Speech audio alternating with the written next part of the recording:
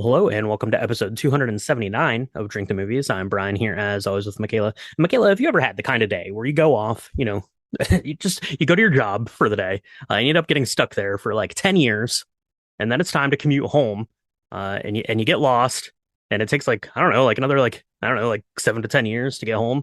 And then when you get there, like everything's changed. Have you ever had one of those days? Uh, no. I not No. not for not for years. I have like left gone on vacation, and when I get back, like there's been like an org change or something and it's like I leave for Oh, okay. 15 days or whatever. I leave for 2 weeks and I come back and everything is completely messed up. What the heck? I have done that. That's true. That it feels like that pales in comparison to poor Odysseus over here That's true. in The his CEO of 20-year, Ithaca made a change. right?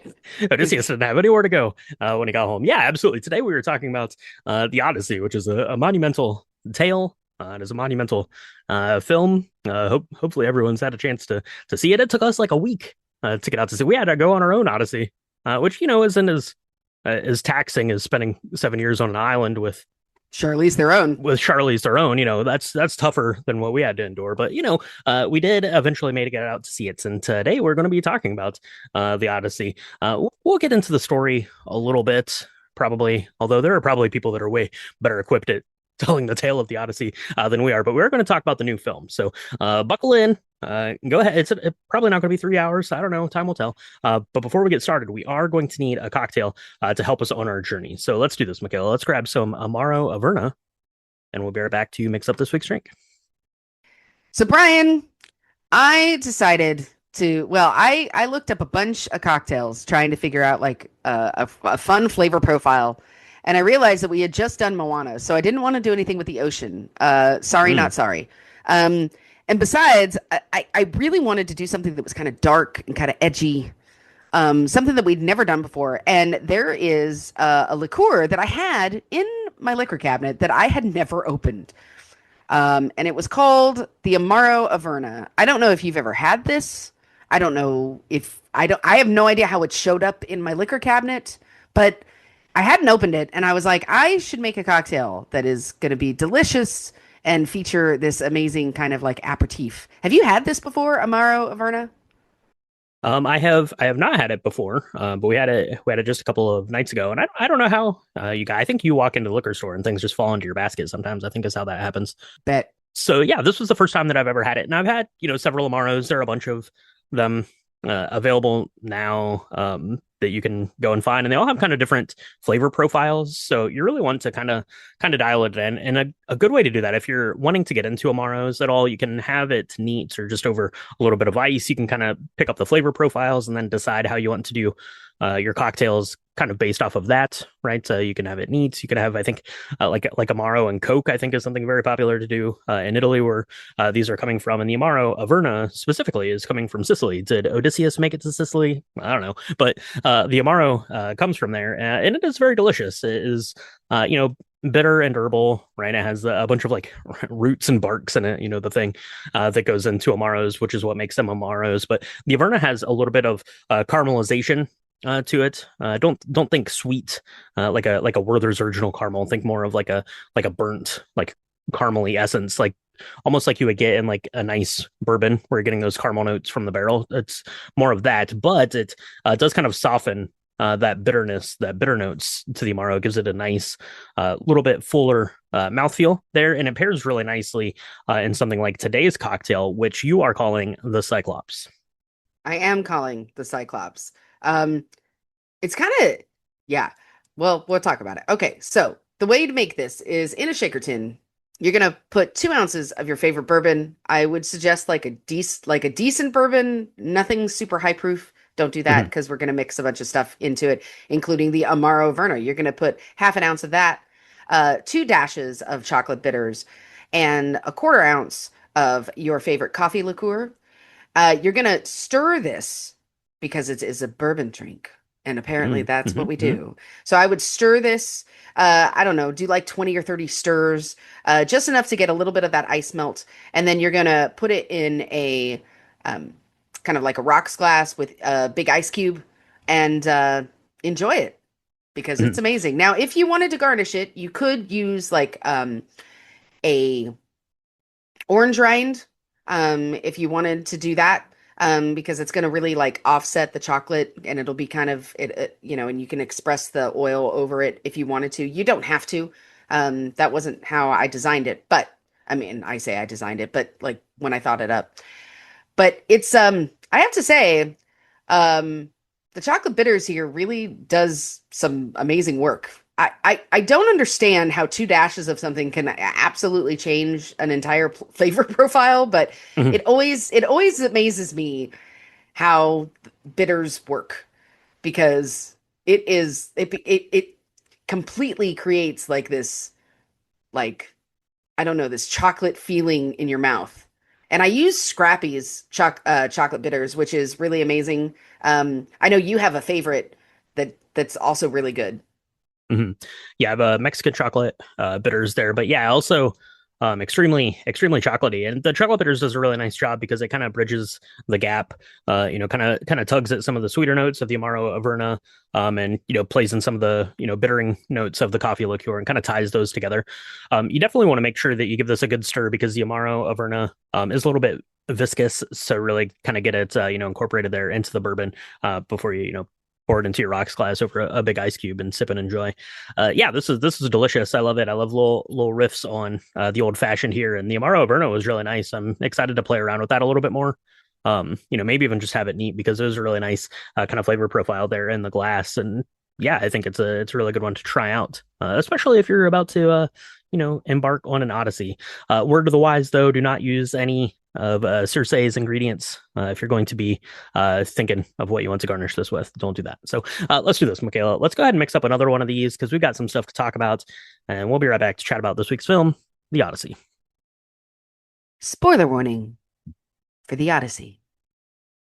We're going to talk about it. It's 3 hours long. You've probably heard half of these stories because this story is actually 3,000 years old or some craziness. So, we're going to talk about all the things. If you've not seen it, you're like one of the only people on the planet who haven't, and you should rectify that because it's worth going to see. But we're going to talk about all the things in the Odyssey. You've been warned. There's like It there's is. like 15 different stories that we could be talking about in the Odyssey, but we're going to talk about That's all of true. them. So, We're there you we're go. gonna we're gonna talk about all of them. Yeah, maybe not spoiler for the Odyssey itself, not Homer's The It's hard Odyssey. to it's maybe it's maybe hard you to know spoil that, something and that's if you it's like don't, then you probably don't care, right? You've had right. It's like 3,000 spoiler years. warning for the Bible. Like I don't Right, know. yeah, exactly. So spoiler warning for Something that. else is More specifically, spoiler warning for this particular telling of it. We're probably not going to go through like the story as I mentioned, that much, but we're going to definitely talk about, kind of the bigger set pieces of the film and things like that. And you should definitely go check it out if you have any interest at all. This was released just a couple weeks ago here in 2026. It was directed by Christopher Nolan, and it stars Matt Damon as Odysseus. Plus, basically everyone else you've ever heard of is also in this movie. So we'll talk about them, I guess, as we go because I don't want to list them all out right now. Yeah, the Odyssey, I guess, is about I don't know, like 3,000 years old ish. They estimate. I don't think they really know exactly how old it is, but something like that. And therefore, there's been a lot of iterations of the Odyssey. This is the newest one, but something that old, is going to get bent and twisted. And this is, of course, Christopher Nolan's kind of take on it, and his take on things is pretty good.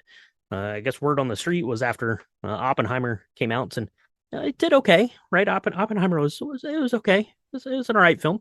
Christopher Nolan was left wondering what to do, but when you do okay with a film like Oppenheimer, and you've done okay with all of the rest of your films, you get to pretty much decide whatever it is that you want to do, and decided to do the Odyssey, and here we are today talking about it. So, uh, Michaela, the Odyssey was this a book slash poem slash tome that you read in school for school? Have you read it just in your personal life? Are you only familiar with it through like the ether that everyone kind of like understands that the Odyssey is about, Odysseus who goes on this long journey between war and getting home?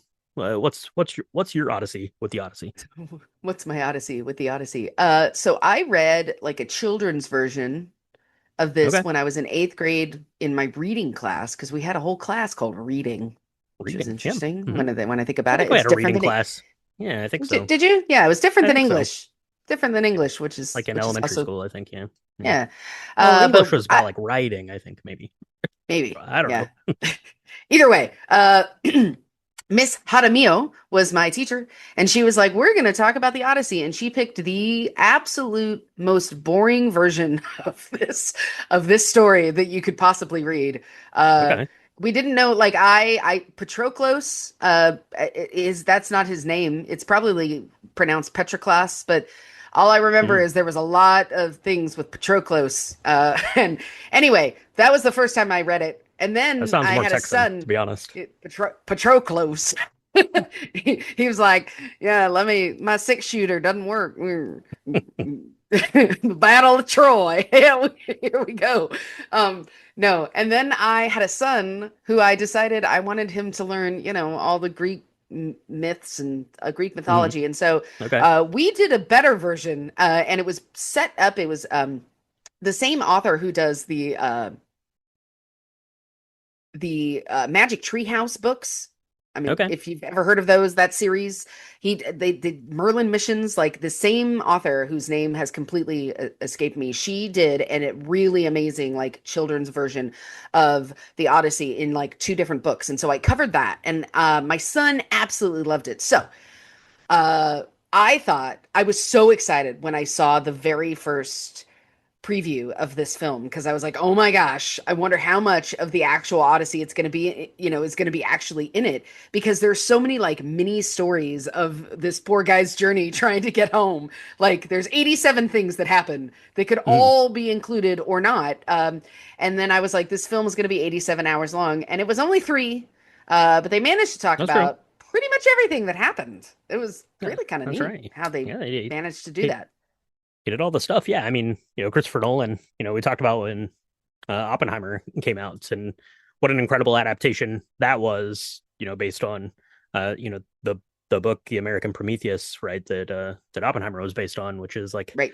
I don't know. I listened to it. It was like, I don't know, like 21 hours long or something. So, this huge, like, dense, just tome about this man and how he was able to distill all of the themes and thoughts and, consensus of that book into that movie. So I was interested to see like what the take on the Odyssey was going to be. Because, like I said, a lot of people like it's like I said, like the Odyssey is something that everyone knows and doesn't know kind of at the same time. Like even like if you're like a Greek like scholar, right? Like if you're teaching like Greek mythology class at the college right now, like there's still probably things about the Odyssey that you don't understand or you interpret differently than Mm. like your colleagues would. So it's way open to interpretation a lot of this stuff. So I was interested to see like what that was going to be like. We knew it was going to be big. We knew it was going to be vast and expansive, right? Christopher Nolan wasn't going to go and be like some B tier job on this, right? It was going to be big and epic, but yeah, just how it was all going to come together was going to be really interesting. And to that end, one of the more interesting aspects of the film, I thought, was just in the way that he decided to tell the story, because it's kind of told in this, nonlinear, kind of overlapping sort of things where you're getting stuff told from like the it's like the orator kind of guy who's actually played by Travis Scott, right? He's playing like this like bard type character who kind of starts it off and he's basically reciting kind of like this poem sort of thing about Odysseus. We're getting stuff as the son, Tom Holland, is playing Telemachus. uh, Here, apologies right now for my Greek pronunciations. I'm going to apologize for Michaela's Greek We should pronunciations too. we Just should get on this train with us right should now. be We're should be going. added to my spoiler warning. Actually, spoiler Spoiler warning. We're warning. gonna we're We're gonna we're about mispronounce to say Greek all of names. these They're going to be words. it's going to be terrible. Yeah, but Telemachus he's out trying to hear tales of his father. Right, so we're getting parts of the story through storytelling and being brought up to speed and people who had met Odysseus on the battlefield or wherever the case was. There we're seeing stuff in flashbacks as Odysseus is there with Calypso, right, and kind of flashbacks like in his own head, and then eventually it kind of picks up into like real time as the story kind of progresses into the final act of itself. There as Odysseus does return home. So I thought it was really interesting in the storytelling aspect. Michaela, this is a big, vast story.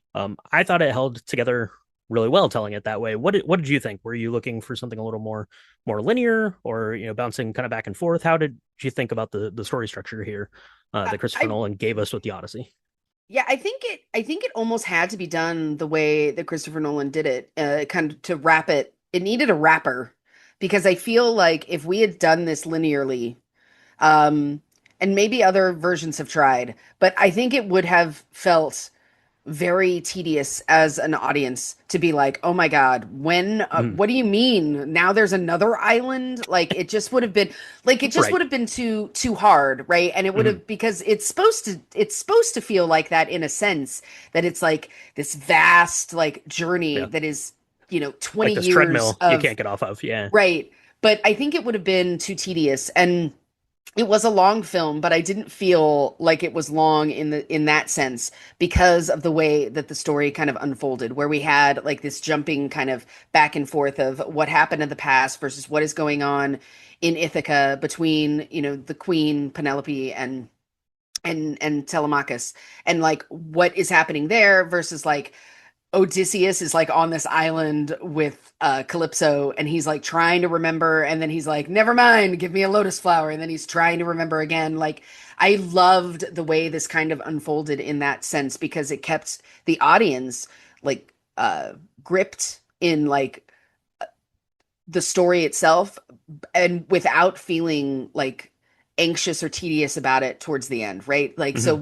when it finally comes to like this head where Odysseus does return home, spoiler warning, right? Like he does finally get home and like Yeah. what happens and how that unfolds, you're ready for it and you're not like, "Oh God, finally," right? You're not it's you Hmm. you're more I don't know, and I think that decision that was made to tell the story in that way is actually pretty genius because reading this book as a child, like the for the first time, we'd get halfway through and it was like, oh my God, there's like another giant siege of craziness Yeah. that this poor guy has to go through. It was like the book of Job almost. It was like, God bless it, just let him go home.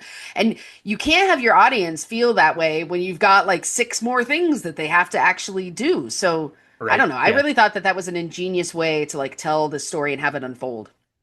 Yeah, I think you would have gotten definitely fatigued, right? Like if you mentioned, Odysseus lands on an island, gets poked in poked in the head with a stick, gets back on his boat, goes to an island, gets poked in the head with a stick, right? It would have been too much. But I think that, kind of breaking it up in that way and really following, along with the story there of the son, Telemachus, it left you kind of like wanting Odysseus's next adventure and like wondering like when it was going to come and how it was going to present itself. So I think that it actually helped with the pacing of the movie a lot. Because yeah, 3 hours long. I mean, you do you run the risk of losing the audience, but it felt like it always kept you on the hook, like not even necessarily from that, but hey, it's gorgeous to look at. Of course it is, but B, you're always kind of like, okay, let's the next thing's going to be coming like any minute now. Like when is it going to come, right? And to that, and then like we joked about it on some lobby bars and stuff. Like I was like, okay, I'm gonna have to take like 19 bathroom breaks, but like it kept like I was like, I can't because that next thing's going to be happening. Anytime now. It could happen at any moment. I don't know when it's going to be. So that it kept that up really well. Let's talk about the filming of it here a little bit, and then we could talk about some more of the kind of bigger set pieces if there's anything or story wise that you wanted to get into, Michaela. But filming this, of course, it was filmed in IMAX. That was the big talk of the town that it was. As a former resident of Rochester, New York, shout out to all of them and Kodak up there, supplying that big giant vast reel of IMAX film that this goes and gets filmed on and printed on. But I mean, it's pretty like exceptional stuff. And you can look at Hoyt van Hoytema was the cinematographer here who is it, anything that's been incredible looking for the last like I don't know 20 years almost at this point. He's probably done. He did a lot of stuff with Christopher Nolan, Tenet, Interstellar. He was the cinematographer on Nope, which I really love the look of, and that was a big like IMAX kind of production here. And did the cinematography for Oppenheimer, which won the Academy Award for. And I remember when Oppenheimer came out, it was a big deal because I believe that like most of that was shot in IMAX. Mm. But he was able to like figure out how to use the IMAX cameras to actually record like people's faces and dialogue because that is the big problem with IMAX is that the camera, I don't know, is like the size of a room or something. It's a really big camera. So you can't really like have a camera there and have like two people talking because it's right there. So they're figuring out ways to like use like mirrors so the actors could look into like a mirror and then it would like bounce around and you'd still be able to like make eye contact with the people that you're meant to be having this conversation with. So all that stuff is absolutely crazy. It looks insane. Like it looks like vast and expansive. And we saw the trailer for Dune, which also is vast and expansive, right? For the new Dune Mm. that's going to be coming out later this year. But this looked like differently vast and expansive, and it felt very tactile. I think, and a lot of people will be like, "Oh, you got to see it on real film. It's the only way to see it." And I've always kind of been like very standoffish about that, whether that is actually true or not. But it felt kind of true. Yeah. Yeah, no. What I loved about this is that unlike Dune, it felt like you were really on an ocean. Like it was real. Versus like, in Dune, I feel like it was very vast, but I couldn't I assumed, and this is an assumption, that a lot of that was somehow like CGI'd or done by like Yeah, some at least sort of special composited and effects, stuff, right? right? Sure. But this, like the ocean scenes and the scenes where they're up against the cliff, and even with the Trojan horse itself, like it was beautiful and epically huge, but it felt like it was also right there and it was real. Mhm. And I did love that. I think a good rule of thumb is that if your cinematographer looks like he could be one of the 12 that go into Mordor on a mission, then you Okay. should Yep. probably Mhm. trust their ideas of how to shoot something. I'm just saying, because this Hoyt van Hoytema looks amazing. I love his like whole vibe. I love it. But when you have this really amazing like juxtaposition of these very tough conversations that like Telemachus has to have with his mother, about like, hey, you know, all these men, all these suitors are here. I don't like it. You don't have to marry them. And she's like, I need to, I've been waiting for 20 years for your father to come back. Like all of those are like pretty tightly shot. And then Mhm. in the very next scene, you have this epic, like giant, like ocean like storm surge, Mhm. and no giant waves. Okay, I was prepared because it was Christopher Nolan, and I was like, we're gonna see another giant wave. We did not. We saw a bunch of waves, but no Bunch of giant waves. waves. Like, and it just looked completely different. They And felt I big just thought if that you're on a that was boat, it. probably. Yeah. Oh my gosh. I mean, there were a couple moments where I was like really glad that I'd only had one cocktail before this, because Mhm. there was very wobbly for a little bit. But you felt like you were right there, and I thought that that was so neat because you're right. Like the way in which you had to shoot both of those ideas, like this vast journey against like a very tightly wound like problem at home, and this idea that all these men were just drinking drinking the wine and eating the food, and Mhm. like enjoying the spoils of Ithaca while it kind of starts to crumble around because it's been 20 years without a king. Like that, I loved the way it told both of those stories, one of which was very tightly knit when it comes to like how they were going to shoot it, Mhm. versus like this epic grand story, which had a lot of really beautiful shots of poor Odysseus at sea, with either when on his three giant boats, or like when he was finally by himself like on a raft. Mhm. Yeah, it felt a lot in terms of the filming of it to scale. I mean, it felt a lot like Lawrence of Arabia. It felt a lot like kind of the cinematography for like out of Africa. So we're kind of running like the whole gamut. Like even when you're there with the suitors and they're in this hall, like the hall still felt very small and confined, especially Hmm. considering kind of the great vastness that you were out of. We were shooting, you know, war stuff like within Troy, and flashbacks and things like that. So it's kind of running like the whole gamut of stuff, and that it all felt kind of the same level of tactileness was really impressive to me.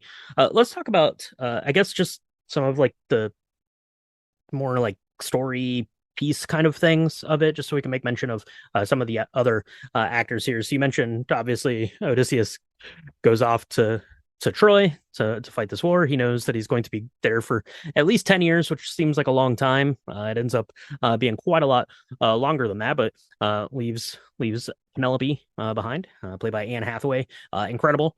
Leaves the son there who he doesn't even know, right? So he's like a little tiny one by the time he leaves there. Tom Holland, we already mentioned him, is playing Telemachus. Leaves his trusty assistant, my favorite in the whole movie, John Leguizamo playing Umius, who is this blind, kind of like pig farmer guy, kind of like right hand, like an ear for Odysseus. I love John Leguizamo in this so much. And then you have all of the suitors who are notably led by Robert Pattinson playing Antinius. There, who was spared from going to war, who comes in, and what I really like kind of about this section is, you have kind of the butting heads of Telemachus and Penelope, right? Telemachus is like, I'm old enough to be king. We need to move on. It's been 20 years. And you have Penelope's like, it's been really long. It's been 20 years, but I'm not ready to move on yet. Meanwhile, you have like every single dude, like within, I don't know, like 100-mile radius of Ithaca is there to basically exploit Zeus's law, which is one of like the interesting like theme that we're going with here for this section, right? Where you have to be hospitable to guests, you have to welcome guests into your home, you have to feed them and give them wine, and it's all of these suitors who keep kind of exploiting this law for their own gain to get this free feast basically whenever they decide that they want it, but also to kind of wear down I think this family to try to get in there, and then to use kind of that law where if Telemachus ever snaps at one of these guys, he's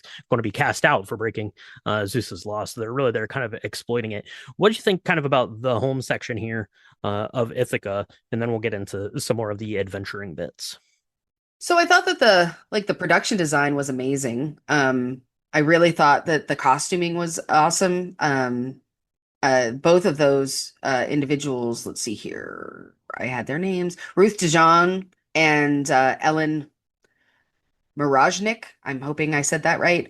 Both of those came back to return to work with Christopher Nolan. They had been doing that on Oppenheimer. I thought it was really, really beautifully crafted.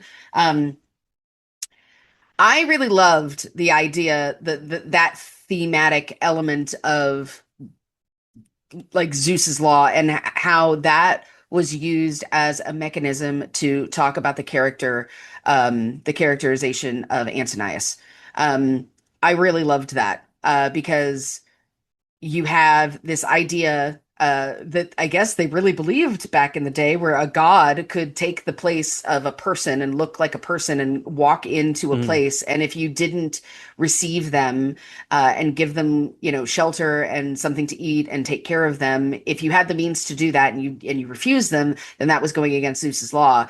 And I really liked kind of that theme through the whole thing because you could really understand like just how devious this whole plot was of all these men showing up and being like, well, you can't deny me because that's Zeus's law, but then they themselves are just waiting, laying in wait for Telemachus to do something that they don't want to happen so that they could like kill him, and then there's no more claim to the throne. And the fact that they're just waiting for Penelope to like pick someone, like who you gonna pick, and she's like, mhm, I love this, she's behind this like screen. I'd never seen anything like that before. I guess it was like it needed to be that way because she couldn't be alone in the room with all these men. I don't know. mhm, But she's like, I'm creating this burial shroud for my husband, and every night she would like undo it and then like rebuild it every day.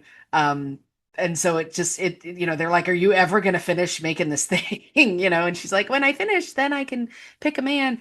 I don't know. I loved that. I loved that the way um, they use that theme, like that Zeus's law as a mechanism, because I don't remember that actually being like that prolific in the book.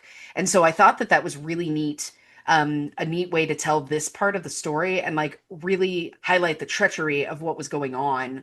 Um, and like how gross and how odious like Antonius was, because mhm. even as a child, like he didn't go to war because he made like Sinan. I'm probably gonna say it wrong, but he made this other child like take the lot that he had drawn to go to war because he was too much of a scaredy cat to go, right? Thinking Mhm. that he would never come back. And so like on top of that and this, I don't know, I just really thought that that was a great way to highlight. Yeah, absolutely. That was a beautiful transition there as well to Sinan, who the film opens up on. Sinan, played by Elliot Page, there to basically be the, I don't know, the oracle here for the Trojan horse that we found, Mm. kind of half buried in the sand, um, which is an incredible, staggering thing when you realize that this horse is a real horse, which is pretty impressive. Now the Trojan horse, I think like that, like the actual like details of the Trojan War, I don't really think come into play in the Odyssey, but I feel like it is really, really important here if you're trying to do any sort of telling of it, because even though the war may not have happened in the Odyssey, it definitely happened like to Odysseus or to like his mental state. And without like seeing that, the imagery of it, the visceralness of that, I think that you'd be left wanting a lot, honestly, with the journey that Odysseus goes on. Because if you're just like, oh, he left and then he was gone a long time, you'd be like, oh, well, that's sad. But then if you also have like the extra weight of this war and you're able to kind of do that and to play into like his psyche and his motivations and things like that into the film, and then obviously it's something that everyone's going to want to see, and maybe not necessarily realizing that it's not an actual part of that story. So I think that it was really good to include it. And then of course it just looks staggering. Like I said, there, you have 500 people like dragging this, I don't know, 50-foot tall horse like through the sand. Like it's unbelievable looking. The Troy part is really neat to me because you see it a lot in flashbacks. There's a particular like shot of like Odysseus like falling back onto the stairs when like the weight of like what's happened is these men who have been standing outside of these gates for 10 years are finally allowed to enter and unleash their anger at being away from their homes for 10 years. He's seeing that kind of unfold, and mentions breaking the laws of these gods, and at Athena's temple there, who is kind of this almost like ghost figure, I guess, that haunts Odysseus, or consoles Odysseus, or at least kind of walks with Odysseus through this journey. Yeah. No, and I really love the way they depicted how Athena comes to him as at first you just think that it's played by Zendaya, so you're like, oh, it's just this is what Athena looks like in this she looked very simple, like she's in like this very like non-godly kind of robe, just Mhm. very normal. And then you realize at the end of the film who she was. She was just happened to be a person that was in Troy, right? That they Mhm. beheaded, right? And I really loved that where she was scared. She was just a person, and because his men were so intent on winning, and they were angry for not, because they hadn't been home in years, and they finally figured out a way to get in and kind of storm the castle, as it were.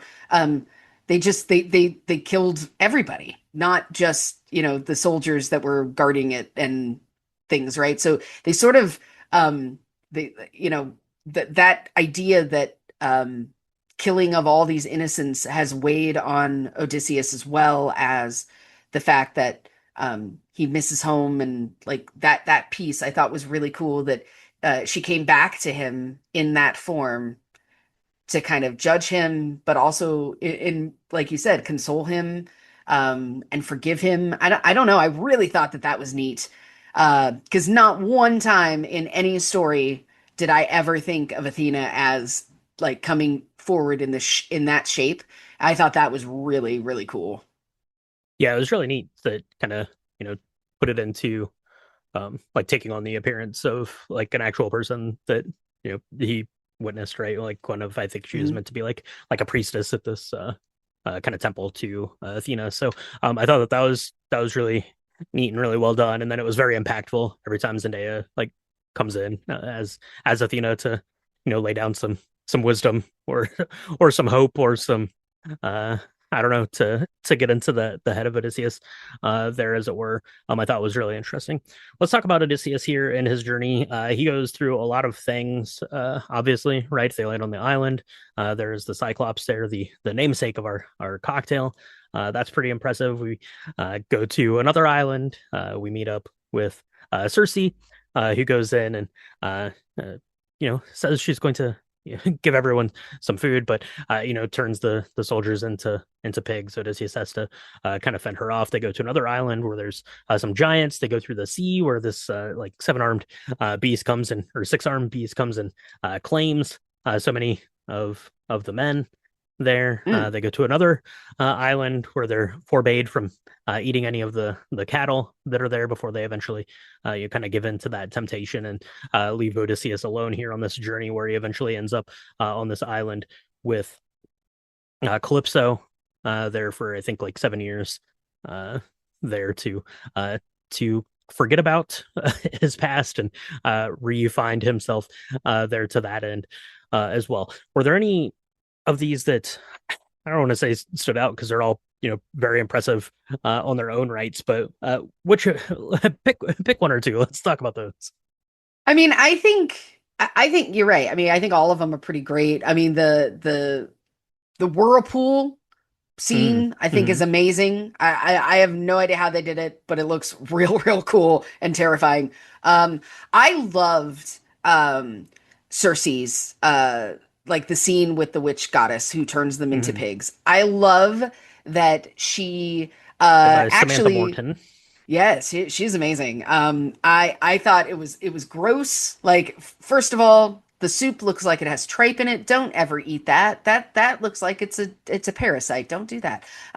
But when you're That's starving true. to death, I guess it doesn't matter. And I really loved that she was like, go back to your disguise as a man because you Mm, really are all pigs. You really, that's what I just turned them back into what they actually and then were. what they were. Uh, Yeah, and I loved that. I thought that was super cool. Because they've done some pretty terrible things, right? Like they want to go home, but they've ransacked and raped and pillaged, tons of places along their journey. They're certainly right. not blameless in this and innocent, right, in this life. So I thought that Yeah. that was really cool. And then you Um, find out that the transformation is actual like prosthetics and like these animatronic like playthings that she's able to like manipulate with her hands and like it's all done practically, which is incredible. Like to know like after the fact, you're like, whoa, yeah, okay, and that's pretty crazy. But yeah, I love that because she's like, I've heard about you sailors and what you've been doing. So yeah, can't pull one over on me. I'm just I love that. I think like the Giants, I thought that was neat because they are bigger, but they're like all in like iron. mhm, They're versus just being these like ogre-ish. So I thought that was a really interesting choice mhm, that I really liked. And I loved that they couldn't go out into the sea. And the idea of that was because their armor was too heavy, which I thought mhm. was really cool. I just thought that some of these choices that were made visually were just really neat decisions that I was not expecting and that I found just really intentional and I was just very impressed by because if you've seen that piece before or heard that story they're not in armor at all they're these Mhm. like like I said like ogreish like just giant men who maybe have like a loincloth and they're like "Rah!" and Right. they weren't these skilled warriors at all and so I loved that. I thought that was so cool. It was very surprising. um all of these were really just surprising choices in how this story was depicted. And I thought that it just made it super cool. And like again, it's 3 hours long. I didn't feel like at the end that it was 3 hours long, which Yeah. was good. Yeah, that's one of those things because you have kind of this big like thing that happens basically at each of these stops that Odysseus goes on, and then you're talking about something that's 3,000 years old. So like whatever version of the Odyssey you read or not read or listened to or whatever the case is, like that's coming off of like I don't know like 19, 20 translations of the Odyssey.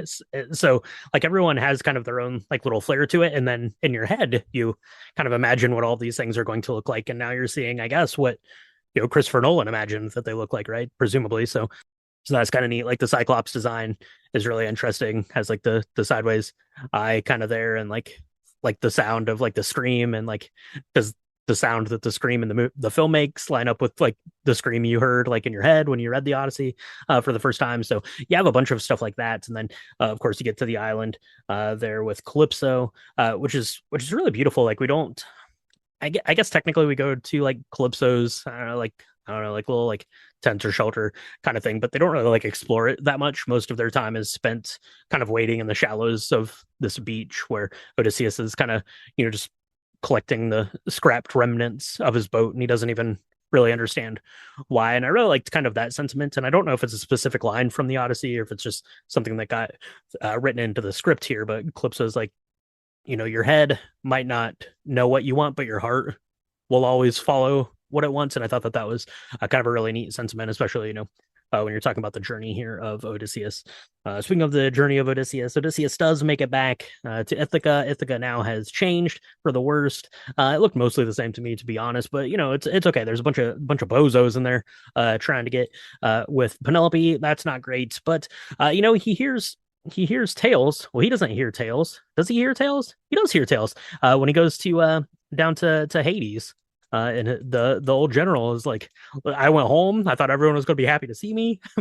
My wife killed me. That's not great. So just know when you walk in through the front door, maybe you want to go in, through the back door. Make sure everyone's going to be okay with you getting home. So I think Odysseus takes that lesson to heart, and then he's had some time to think, right, as he's been laying on this busted up raft for I don't know however long from the time he left Calypso to get there. Is like, I don't know if everyone's going to be happy to see me. I don't know if Penelope's remarried. I don't know who my son is. He could be like a Turd Ferguson. I don't know anything. So I'm gonna go in, keep my head down, see my cute little dog, a little dog, and just praise the situation before I go in, guns blazing. Right. Yeah, I do love I do love that they kept the story of the dog in there. I always thought that that was something that was really touching. That the dog lives, right, and it's really old and like really sad looking. He's just waiting for his master, and then when he finally sees him, he can let go and die. I thought that that was actually really beautifully done. I love Emmaus. I don't know if I'm saying that right, but John Leguizamo plays the blind swineherd guy, Mm-hmm. who was like a mentor. Um, and who knew Odysseus and also his mentor to his son. And he kind of, I love that that Odysseus goes to see him and is like, "Hey, what's happened?" And he kind of gives him the down low and like of what's going on up in his castle, like on this, Mm-hmm. Yep. and it's like, yeah, it ain't good, man. Yeah. So I kind of like that piece a lot. I really loved. I hadn't seen John Leguizamo do anything recently, I don't think, in a very long time. So I was really happy to see him. Um, uh, and I like the way they kind of set up this part of the film because now we've got Antonius who is trying to like woo Penelope, and he's like, "I'm in love with you," and he's totally not in love with her. He just wants like to be king. And his like treachery, he's like seduced her lady's maid uh to try and like carry weight. I don't know. I love that part. But like as Odysseus shows up, like he can see now like what's been going on and how Penelope has waited for him and how his son has gone to like find uh out what happened to his father, and he comes back empty-handed. He's like, no, nobody's seen him since the war. Whoops, like I guess he might actually be dead, mom. I don't know what we got to do about that. Like I really I don't know. I like the way that they lay out this piece, and the way that again the set of how like they finally decide how they're gonna kind of show up and how Penelope is going to say, okay, well, if I have to choose someone, they better be able to do this thing that only Odysseus could do. Mm-hmm. And then you know, with the idea of like the way that the axes were placed. I don't know. I thought the set design of this part was just really, really special. Hmm. Yeah, that was really neat, kind of way to tie it all in, and I really liked the way that they handled Odysseus's return because you mentioned Eumaeus, right? Who kind of almost places the voice, but it's not 100% sure. Of course, you have uh, the son Telemachus, who uh, has some suspicion that that is his father, even though had never met him.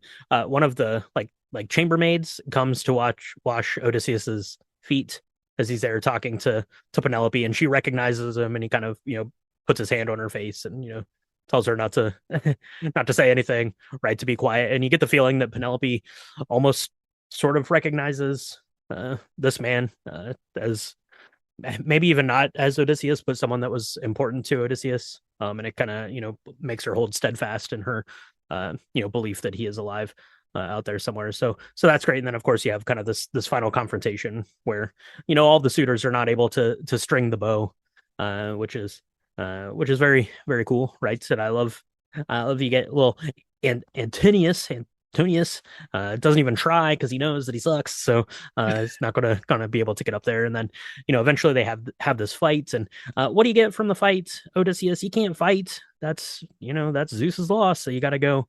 He gets exiled. Man, 20 years of traveling just to get exiled, but that's okay because it gets you where you wanted to go the whole time, where Penelope wanted to go the whole time, maybe where you were supposed to go the whole time. Says Athena somewhere along the lines. I'm sure as they travel west into the setting sun, Telemachus takes over Ithaca, and everything is okay after 20 years of journeying. So that was the Odyssey. That was the Odyssey. There's a lot of things that happened. There were a lot of incredible effects and movie magic and beautiful scenes and things that we skipped over. So definitely go see it. This would be more than 3 hours probably if we stayed and talked about all of those. Let's talk about the music here just a minute. Ludwig Göransson makes it kind of reading this as Christopher Nolan didn't want to have kind of a classic like orchestral thing that you normally get and something like this. He wanted it to be a little bit newer, and therefore Ludwig Göransson comes in because he's a weird, mad Swedish genius who does this kind of stuff. Apparently he's using a lot of like cymbals and like flutes to recreate all of this stuff. Then at the end of the film, there's I don't know, I don't know, but there's like a little like song that goes on the credits. Apparently Christopher Nolan like wrote the like lyrics to the thing, so that's kind of fun, I guess. I don't know that I love that, to be completely honest, but I thought that the score was great because it's one of those Ludwig Göransson things where it like has its own kind of like feel and like flavor to it, but it like enhances so much of like the tension of what's going on in the movie Yeah. from everything from like Black Panther, Oppenheimer, which he won the Academy Award for. He just did something else that we watched not too long ago that he did the soundtrack for as well. But what do you think about the music or any other news and notes about the Odyssey here? Again, I think, and if you're gonna Oh, Sinners, make a he did something for film, that too. yeah, he did. He Madman, did. Mandalorian and Crazy. Grogu. That was it. Yeah. Yeah, that was it. I think if you're gonna pick anybody, a group of people to help you make a movie, you should pick people that you would also like want to go into Mordor. I mean, look at this guy. He's amazing. I loved the score. Like some of the sounds, some of the sound editing I did think was a bit hard. Is better than Tenet. I will say 100% better than Tenet, but there were moments where it was real loud and it was supposed to be, and that's fine. But the score I thought was really special. It was incredibly loud, and I don't know that was, well, I mean, it was a sound design thing because it would go from being very loud to very quiet. And I think that was something specifically that he wanted to do. And we mentioned, kind of this, Mm. nonlinear sort of thing that's happening because I remember at the end of the film and you're seeing kind of like the Trojan War like play out as Odysseus is like telling Penelope like his memories of it, and it just keeps getting louder and louder and louder and louder until it's like hard stop and it's just the two of those talking again. Like that was very intentional. I feel Hmm. like our local Regal may have like they have a knob that goes to 11 maybe on the Maybe, but IMAX this one goes to 11. things. Yeah, So something. Yeah, because there were definitely moments where I literally like covered my ears because I was like, "This is too There loud were for three me," hours or of my moments. Michaela had her fingers in her ears for 3 straight hours. I did not. It wasn't for 3 hours, but I will say my watch was like, "You're in a loud environment. Maybe you should like a couple of times it like went off. It was like, all right. No, but I thought the score itself was really special. I couldn't. It's interesting that you say that he used a lot of symbols because I couldn't place kind of what I was listening to. I was Mhm. like, and I'm not a musically gifted person by any stretch. So, but that makes sense. Yeah, it's very kind of ambient, a lot of it. Yeah, yeah. No, but I thought it was really cool. Yeah, yeah. This film, I don't. it's not a perfect film. No, no, it's hard to say what makes a perfect film, but I thought this was really it hit the mark for sure in creating this epic adventure. Like, it was a huge undertaking. Christopher Nolan, this is not a small thing to be like, hey, I'm going to take this 3,000-year-old story and tell it in a way that doesn't suck. That's a big task, and but I really think he hit it. I really think he hit the nail on the head. It's all the things that it should be, and it's a couple of things that I was surprised by in the way that the story was crafted, the way the choices that were made that I've talked about already. I mean, I think this film is really special. I mean, I definitely think it's going to be up for like a billion Oscars. Like, Mhm. and it's going to win. It's going to win quite a few of them. I would say, because it's Yeah, it's pretty great. it'll be interesting in a year where you have like both this and the third installment of Dune coming Mm.